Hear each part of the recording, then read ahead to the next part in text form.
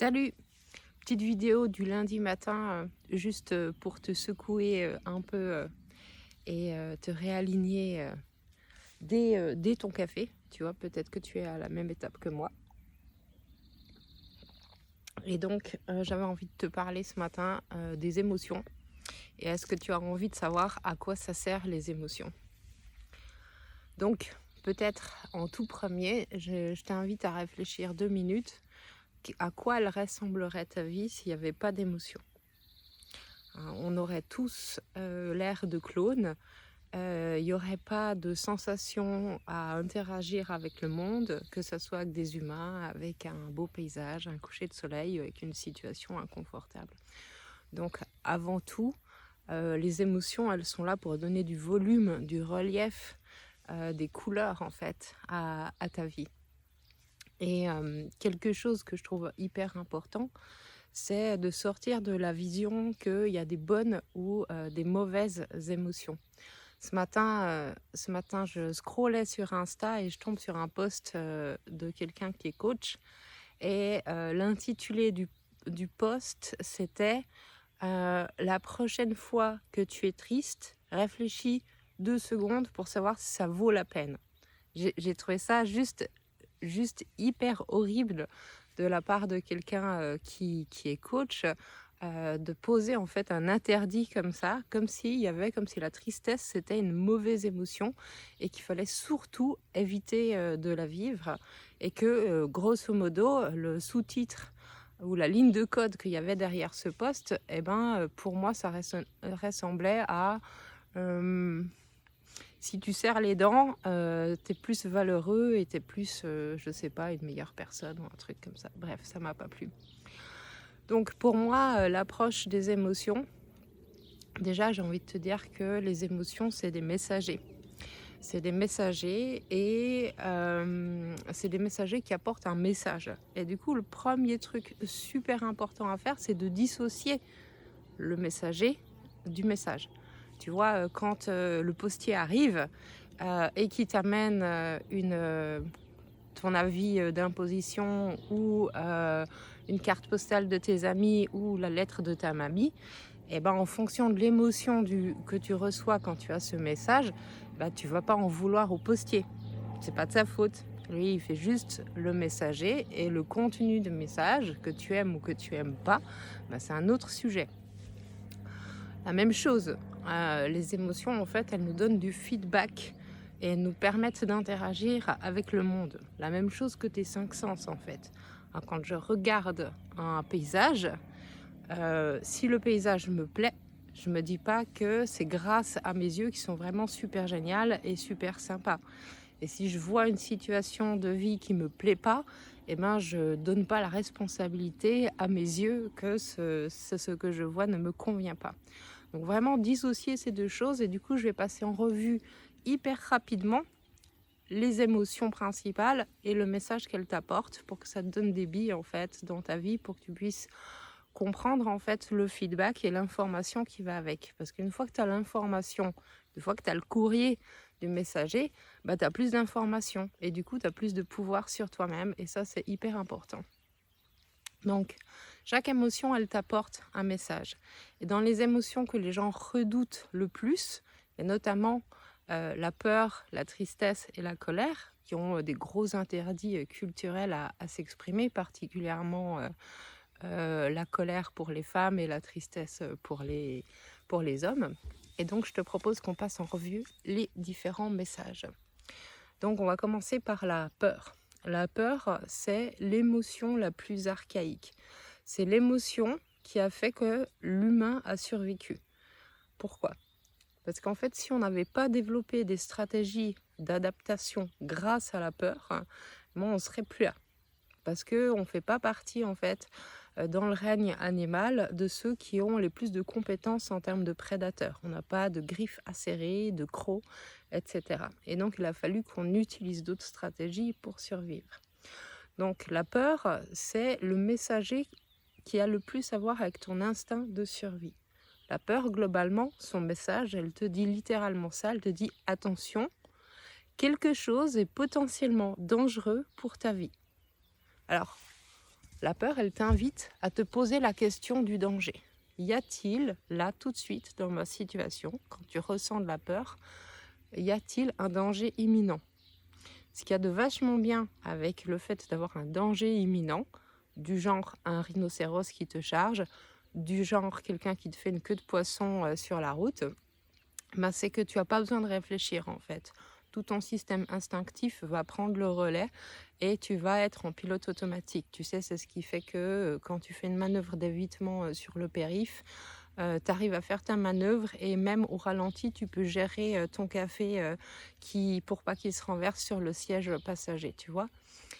Donc, ce qui est génial, c'est que quand la peur, elle t'informe d'un danger imminent, bah, tu n'as rien besoin de faire en fait. Tu peux compter sur toutes les stratégies de survie de ton instinct pour avoir la meilleure solution.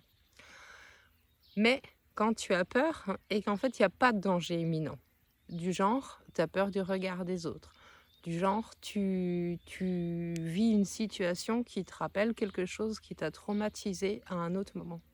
Ben là, c'est le moment de te poser en fait et de réfléchir à quoi ça fait référence. Parce que ton cerveau, il est hyper malin et il a enregistré toutes les situations de ta vie où tu as eu mal, où tu as vécu de la détresse physique ou psychique, où tu as souffert. Et à chaque fois que ça ressemble, ne serait-ce qu'un tout petit peu, ben il fait quoi? Il te fait monter de la peur pour te dire « Wow, ce truc, ça ressemble à un truc qu'on n'a pas aimé du tout. » Et là, c'est hyper important que tu te poses et que tu fasses une vraie analyse. Qu'est-ce qui me fait peur dans cette situation? On est d'accord, des fois, c'est pas possible de le faire tout de suite. Des fois, on part en pilote automatique et on réagit super fort. On se braque, on est dans la réaction, des fois dans l'agressivité, ou même dans la tétanie. Mais peu importe, après coup, tu peux prendre un temps et réfléchir à quoi ça fait référence. Pourquoi il y a eu cette peur qui t'informait d'un danger potentiel. Donc, la peur, elle n'est pas méchante. La peur, en fait, elle veille à ce que tu restes vivant. Si on n'avait pas la peur, eh ben, on ferait quoi? On sauterait par la fenêtre du 3e étage pour que ça aille plus vite plutôt que d'attendre à prendre l'ascenseur, par exemple. Donc, c'est une très bonne chose qu'elle soit là. Et sans elle, en fait, on mourrait beaucoup plus souvent. Ou on se mettrait dans des situations qui sont dangereuses psychiquement pour nous ou affectivement pour nous. Quand il y a quelqu'un que tu sens pas, c'est de ça qu'il s'agit aussi. Donc voilà le message de la peur. La peur, elle t'informe qu'il y a un danger potentiel. Et toi, s'il n'y a pas un danger imminent, ton job, c'est d'écouter ce message et d'analyser en fait d'où elle vient cette peur. Ok? Donc ça, c'est en très résumé. On peut aller beaucoup plus loin après là-dedans. Un autre messager. On va prendre le messager de la colère, parce que ça, c'est un vaste sujet et il y a un gros interdit à se mettre en colère. Et pourtant, c'est une émotion qui est hyper utile. La colère, elle arrive toujours quand tu as un sentiment d'injustice. Que ce sentiment, il soit justifié ou pas, ça, c'est pas la question en fait. Il y a une partie de toi qui perçoit une injustice dans une situation. Donc ça veut dire quoi? Ça veut dire que l'injustice, elle fait référence soit au respect de tes besoins, soit au respect de tes valeurs.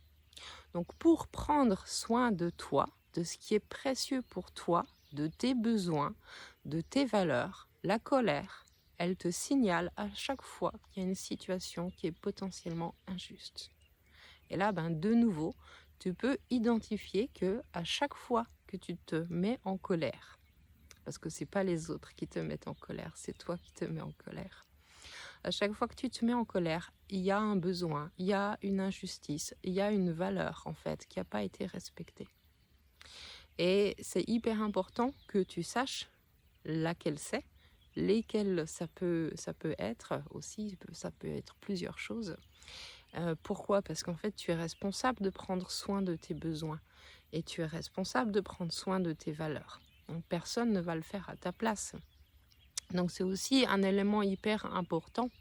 Après, la façon de se mettre en colère, c'est un autre sujet.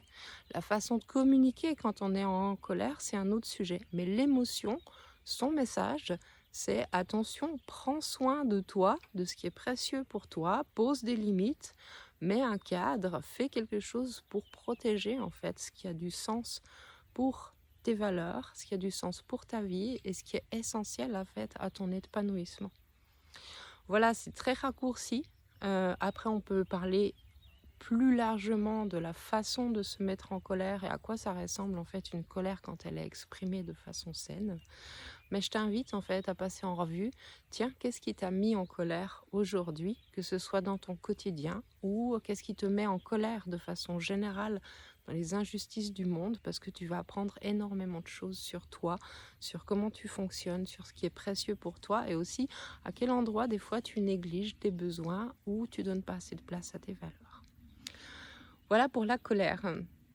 On va parler de la tristesse parce que j'ai décidé que j'allais passer en revue toutes les émotions qui font pas plaisir d'abord. La tristesse, elle apparaît dans ta vie à chaque fois que tu résistes au changement. En fait, dans la vie, il y a tout qui change tout le temps. Des fois, ça change vite, des fois, ça change lentement. Mais nous, on change, on grandit, le monde autour de nous change, les relations changent, les autres changent aussi. Et ce qu'on prend parfois pour acquis ne l'est pas. Tout a une fin, les relations ont une fin. Le fait que les gens qu'on aime existent, ça a une fin aussi, et nous-mêmes, on a aussi une fin. Et donc, tout change tout le temps. Et la tristesse, elle t'informe en fait quand tu résistes à ce changement-là. Et c'est pas grave en fait de résister au changement, parce que quand on résiste au changement en fait, c'est qu'il y avait quelque chose qui était extrêmement précieux pour nous. La tristesse en fait, elle te montre à quel point les interactions que tu as avec ton monde, avec les gens que tu aimes, avec ton univers, avec les activités ou les lieux où tu vis, elle te montre en fait à quel point c'est précieux. Et donc à chaque fois que tu as du mal à voir que quelque chose a changé, et ben ça fait de la tristesse pour toi. Donc la tristesse, forcément, elle peut durer plus ou moins longtemps. Et ça, c'est quelque chose qui est assez délicat parce que dans notre monde, on a l'impression que les choses sont forcément en croissance, qu'on peut avoir des choses qui sont à nous, hein, la notion de possession, la notion d'avoir son époux, ses enfants, son travail, etc. Alors qu'en réalité, c'est juste un jeu d'interaction qui a lieu. Et ces choses-là, elles peuvent changer, elles peuvent bouger. Des fois, on s'y attend et la tristesse est moins grande. Et des fois, on s'y attend pas. Et le fait que ça soit soudain génère beaucoup plus de tristesse. Donc effectivement, on peut être triste parce que on a taché un nouveau t-shirt qu'on aimait bien. Et cette tristesse, elle dure pas très longtemps.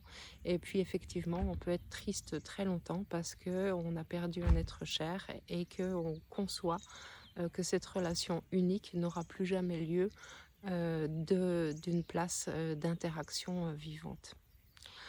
Donc la tristesse, elle te ramène en fait à l'empathie. La tristesse, elle te ramène en fait à l'interaction du vivant à chaque instant et au mouvement du changement. Et donc, si on n'avait pas la tristesse, on serait potentiellement tous des psychopathes.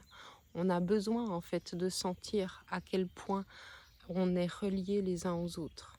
Si on n'avait pas la tristesse de voir des animaux blessés, de voir des enfants meurtris, de voir des femmes battues, et on peut monter comme ça en graduation, il n'y a pas de problème, mais en fait on aurait un cœur qui est complètement froid. Et la tristesse, elle est vraiment importante parce qu'elle te ramène en fait à cette place où tu considères que tu es éphémère, où tu te rends compte que les choses et le temps passent, que ce qui est passé ne peut plus revenir, et elle nous ramène en fait à cette présence-là. Donc la tristesse, c'est une émotion qui est extrêmement précieuse en termes de compréhension, de reliance, en termes d'empathie, en termes de compassion. Donc tu vois, ce post de ce matin du coach qui dit réfléchis 2 minutes pour savoir si tu devrais pas plutôt serrer les dents pour être triste, ben moi je trouve ça vraiment moche, parce qu'en fait la tristesse, elle te remet en lien en fait avec toute ton affectivité, toute ton empathie, et c'est un outil hyper puissant. Et c'est ok en fait d'être triste. Et c'est ok d'accepter qu'on n'arrive pas à accepter que ça change. On a le droit de résister au changement. Ça fait partie aussi du jeu d'être un être humain. Donc voilà, en bref, le message de la tristesse t'informe que tout est interrelié, que tout change tout le temps et que ta place est beaucoup plus petite que ce que tu crois dans le vaste univers. Ensuite, on va prendre la joie. La joie, c'est l'émotion qui te dit que tu es aligné, que tu es ajusté en fait dans tes valeurs, dans ce qui a du sens pour toi, dans tes objectifs, dans la reliance avec d'autres individus ou avec des activités qui te plaisent.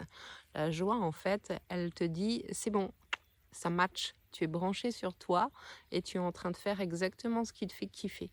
Donc plus tu donnes du temps à ta joie, plus ça s'appelle du bonheur et plus tu répètes l'opération longtemps, sur du long terme en fait, et plus ça s'appelle de l'épanouissement.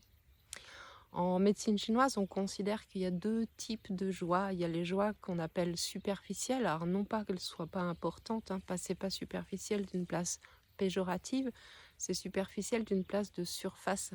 C'est toutes les joies en fait qui s'expriment et qui sont très visibles à l'extérieur. C'est quand on crie et quand on saute. Typiquement, les enfants, ils ont beaucoup de joie superficielle.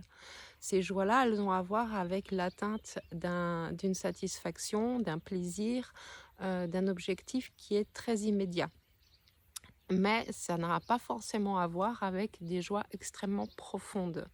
Quand tu es profondément serein, confiant, joyeux, en fait, ça ne se voit pas forcément à l'extérieur. Tu as peut-être juste un léger sourire, mais au fond de toi, il y a quelque chose qui s'allume comme un petit soleil et ça rayonne. Et là, tu te sens mais juste aligné, droit dans tes basques. Et tu as l'impression en fait que tout se déroule en mode tapis rouge de la vie. Ça, c'est une joie profonde. Plus ta joie elle est profonde, plus ça veut dire que c'est aligné avec des valeurs, avec des choses qui ont du sens pour toi dans ta vie, avec des accomplissements qui ont pris énormément de temps à mettre en place et aussi que ça donne du sens dans le sens de... Comment dire ?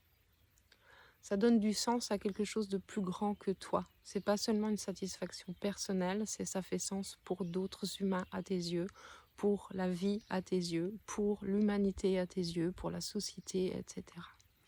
Ça, c'est des joies, les joies profondes, elles durent plus longtemps qu'une joie superficielle. C'est quelque chose qui dure. Quand tu as fait quelque chose qui te fait toucher cette joie profonde, ça dure pas quelques minutes, ce sentiment d'alignement. Ça dure extrêmement longtemps, ça peut prendre plusieurs jours, ça peut même rester des semaines entières. Donc la joie, elle est essentielle. Et donc c'est aussi quelque chose où au niveau culturel, on a tendance à penser que tout ce qui est plaisant, tout ce qui est de l'ordre de la joie est un comportement qu'on accorde aux enfants, mais que passé un certain âge, c'est quand même un peu immature de driver sa vie avec ça. Et ben moi j'ai envie de dire non, pas du tout en fait, pas du tout. Au contraire, c'est hyper important que tu te connectes à tes envies, à tes plaisirs, à ce que tu aimes, faire la différenciation en fait entre ce que tu aimes et ce que tu aimes pas. Et que tu te donnes les moyens en fait au quotidien de toucher régulièrement une joie profonde. Tu vois, faire une vidéo pour toi là, à propos des émotions, c'est quelque chose qui a profondément du sens pour moi. Parce que ça a été tout un cheminement personnel d'apprendre à vivre avec ces messagers pour moi. Parce que j'ai été ceinture noire d'émotions pourries à plein de moments dans ma vie. Que j'ai goûté à quel point ça peut te mettre la tête à l'envers et t'emmener dans la dépression par exemple ou dans d'autres états anxieux, de panique. Et aujourd'hui, transmettre ça, ben ça a du sens profondément en fait. Et tout à l'heure, quand je vais éteindre la vidéo et que je vais l'uploader, eh ben, je vais avoir ce sentiment d'ajustement, de joie profonde. Et en fait, tu vois, ça n'a pas coûté grand-chose. Ça a juste pris que je décide que j'avais du temps à consacrer à cette joie ce matin. Et ça aura de l'impact ben, sur tout le reste de ma journée.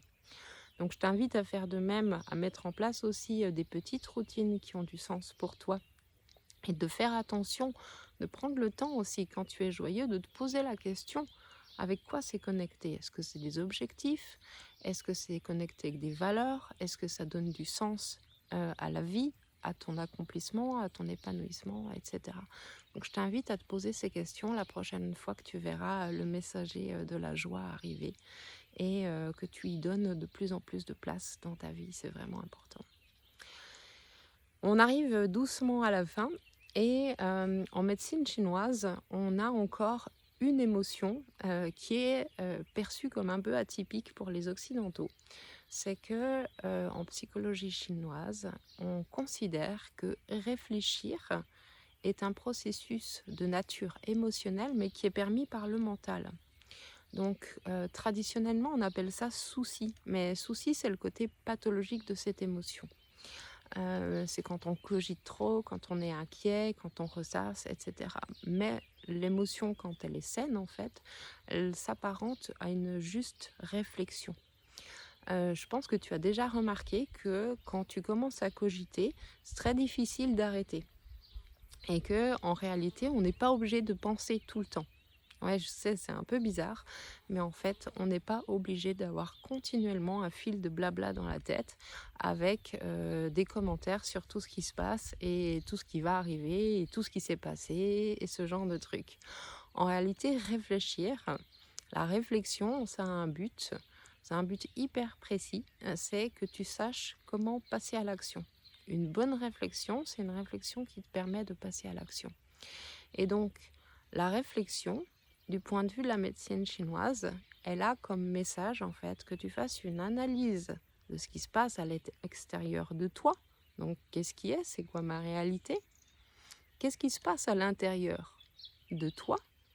Comment je me sens, mes émotions, mais aussi quels sont mes objectifs, mes valeurs, qu'est-ce qui est essentiel pour moi et comment je fais pour mettre en cohérence ces deux choses, ma réalité intérieure et ma réalité extérieure en fonction de mes objectifs et de où est-ce que je veux aller dans la vie.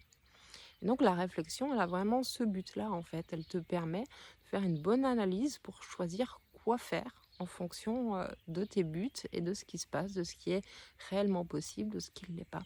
Donc c'est un outil extrêmement puissant de pragmatisme, de réalisme, de passage à l'action. C'est pas fait pour tourner en boucle tout le temps. Donc voilà le message très rapide sur les 5 émotions principales. Si tu as kiffé cette vidéo, sur mon site aurelieverdon.com, dans ma boutique, il y a un petit PDF qui reprend tous les messages de toutes les émotions, qui est en téléchargement gratuit, parce que pour moi c'est d'utilité publique en fait d'apprendre à naviguer correctement avec ses émotions. Il n'y a pas à gérer ses émotions, il n'y a pas à les contrôler ou ce genre de trucs, il y a juste à comprendre comment ça marche, parce qu'en fait elles sont là pour toi, sont à ton service en fait. Et quand tu comprends qu'elles sont à ton service, bah, tu n'as plus l'impression que c'est elles qui drivent ta vie. Pourquoi? Parce que tu écoutes les messages. Quand quelqu'un toque à ta porte, mais que tu veux pas le laisser entrer, bah, qu'est-ce qui se passe? Faut pas s'étonner qu'il hurle de l'autre côté de la porte et qu'il tape de plus en plus fort. Les émotions, c'est vraiment ce même fonctionnement. Si tu écoutes pas, ça monte le volume. Donc, si tu veux conserver une trace de ces petits messages, va télécharger ça. Il y a aussi des vidéos et des cours qui sont à un tarif hyper correct, à 12 € où il y a des vidéoconférences et des supports de cours il y a 3 émotions qui sont à 12 €. C'est sur la colère, la joie et la peur. Où à chaque fois, tu as un gros support de cours et on va beaucoup plus loin que sur ce que j'ai dit là. Donc à chaque fois, il y a 4 ou 5 heures de vidéo pour une émotion. Et il y a un gros pavé avec un très gros support de cours. Alors c'est fait si tu aimes lire. Si tu n'aimes pas lire, laisse tomber, c'est pas pour toi. c'est fait si tu aimes lire, qui parle en fait de comment sortir de la cogitation et comment penser moins et penser mieux, enfin réfléchir mieux. Et là, il y a un gros support de cours de 140 pages et plus de 5 heures de vidéos sur une playlist YouTube que tu peux consulter pour comprendre de mieux en mieux comment ça marche. Pourquoi? Parce qu'en fait, cogiter, c'est un truc qui est hyper courant en Occident. Je ne sais pas si c'est parce qu'il y a un mec qui a dit je pense donc je suis, et depuis on s'est tous fourré le nez là-dedans. Mais c'est vachement agréable quand ça s'arrête et qu'on réfléchit uniquement quand on en a besoin. Voilà, et ben dis-moi en commentaire si tu as aimé, si ça te parle ces messages, s'il y a quelque chose que tu comprends là tout de suite de ce qui s'est passé ces derniers jours autour de toi, des colères, des peurs, des tristesses. Dis-moi comment c'était pour toi cette vidéo. Et j'en dirai plus, n'hésite pas à poser des questions, ça me fera plaisir de revenir sur le sujet. C'est un de mes sujets de prédilection. Voilà, salut, belle journée à toi.